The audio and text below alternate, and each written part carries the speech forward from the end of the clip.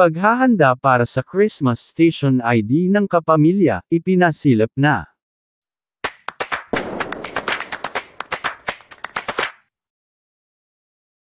Nagbahagi ang Creative Communications Management ng ABS-CBN na si Miss Katrina Sanchez sa kanyang Instagram story ang larawan at tila paghahanda para sa pinaka-inaabangan ng mga kapamilya na Christmas Station ID ng ABS-CBN ngayong taon.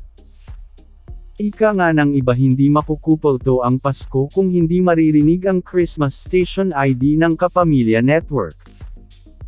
Sa kumalat na mga larawan, makikita na pangungunahan ng mga kapamilya superstars na si Piolo Pascual, Kim Chiu, J.K. Labajo, at Kyle Echari ang theme song ng upcoming Christmas Station ID ngayong taon.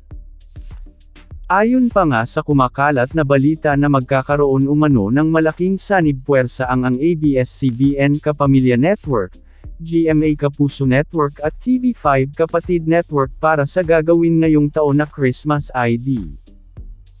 Magkakaroon ng appearance ang ilang mga kapuso star sa ABS-CBN Christmas ID, ganun din ang mangyayari sa Christmas ID ng Kapuso na welcome din ang ilang kapamilya stars sa kanilang Christmas Station ID.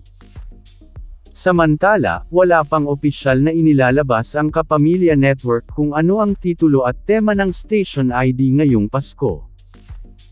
Gayunpaman, marami na ang kapamilya na excited na mapakinggan at masilayan pinakabago at inaabangan na Christmas Station ID ng bansa.